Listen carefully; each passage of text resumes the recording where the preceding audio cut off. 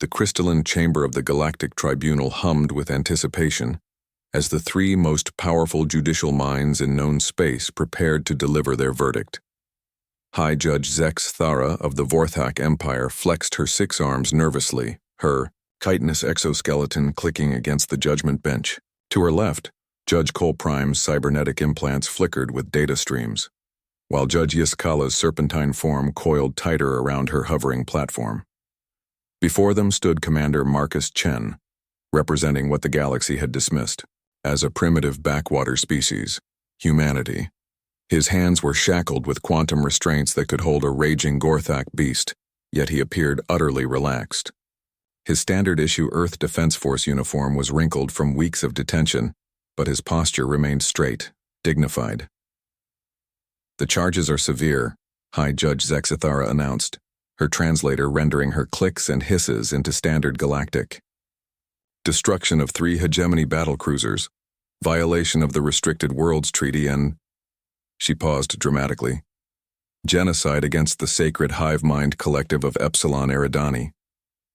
Marcus said nothing. He simply smiled.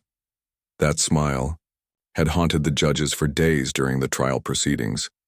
Not the desperate grin of a doomed creature, nor the manic expression of madness. It was calm, knowing, and somehow deeply unsettling. "The evidence is overwhelming," Judge Cole Prime stated, his mechanical voice emotionless. "Sensor logs show human vessels firing upon civilian populations. Military tribunals across 17 systems demand justice." Marcus nodded slightly, his smile unwavering. Judge Isakala's forked tongue tasted the air nervously. "Does the defendant have any final words before sentencing?" For the first time in 3 days, Marcus Chen spoke. "Your Honors," he began, his voice carrying clearly through the vast chamber, "I appreciate this opportunity to address the tribunal.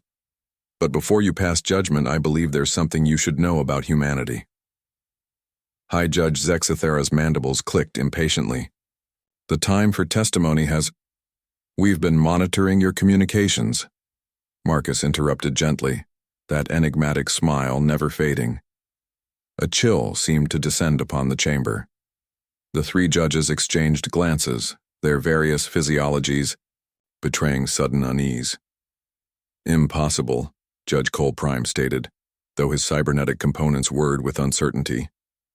"This facility is protected by 17 layers of quantum encryption. 18, actually," Marcus corrected. "You missed the one we installed last month." The silence that followed was deafening. High Judge Zexithara's compound eyes focused intensely on the human. "What are you implying?" Marcus's smile widened slightly. "I'm not implying anything, Your Honor. I'm stating a fact. We know about Judge Yiskala's illegal spice trafficking operation. We know about Judge Cole Prime's backdoor deals with the Synthetic Liberation Front. And we know about your own interesting financial arrangements with the consortium of Rim worlds." Judge Yiskala's serpentine form recoiled as if struck. "These are baseless accusations from a desperate..." "Stardate 23874, Marcus said calmly. "Transaction code Theta 779. 43 million credits transferred to your personal accounts on Risa Prime. Should I continue?" The color drained from what little organic matter remained of Judge Cole Prime's face. High Judge Zexithara's 6 arms trembled slightly. "But that's not the interesting part," Marcus continued, his tone conversational.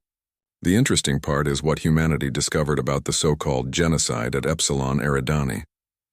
"The Hive Mind Collective was a peaceful..." Judge Isakala began. "The Hive Mind Collective was harvesting sentient brains," Marcus said, his smile finally fading into something harder, more determined. 17 different species. Children, mostly. Their neural patterns were being integrated into the collective consciousness against their will. What we genocided were the harvesting facilities. High Judge Zexithara leaned forward. "You have no proof of these allegations." Marcus raised his shackled hands. The quantum restraints shimmered and dissolved into harmless light particles. "We have all the proof we need," he said, flexing his freed fingers. "Every communication, every transaction, every buried report your various governments tried to suppress. See, that's the thing about humanity. We're very, very good at finding things others want to keep hidden. The three judges sat in stunned silence as Marcus reached into his uniform pocket and withdrew a small device. For the past 50 years, while you all dismissed Earth as a primitive backwater, we've been listening, learning, preparing. He held up the device. This contains enough evidence to bring down not just this tribunal, but half the governments in the Galactic Federation. Judge Cole Prime's optical sensors focused on the device with mechanical precision. What do you want? Marcus's smile returned, warmer now, almost friendly. Justice, real justice. The kind that doesn't get buried in bureaucracy or bought with blood money. And if we refuse?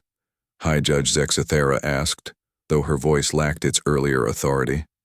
Then tomorrow, every news network, every data stream, every communication channel in known space will receive a complete copy of what we've gathered. The consortium conspiracy, the harvesting operations, the systematic oppression of developing worlds, all of it. Judge Isakala's coils tightened around her platform. The chaos would be temporary, Marcus said firmly, but the justice would be permanent. You see, humanity has a saying. The only thing necessary for the triumph of evil is for good beings to do nothing. We've been doing something for quite some time now. The chamber fell silent except for the ambient hum of the station's systems. The three most powerful judicial minds in known space found themselves speechless, facing a representative of a species they had consistently underestimated. Marcus straightened his uniform and looked each judge in the eye. So, Your Honors, shall we discuss my sentencing? Or shall we discuss how you're going to help us fix this broken system? High Judge Zexathera's mandibles clicked once, softly. When she spoke, her voice was barely above a whisper. What do you propose? Marcus Chen smiled again, and this time, the judges understood exactly why they should be afraid.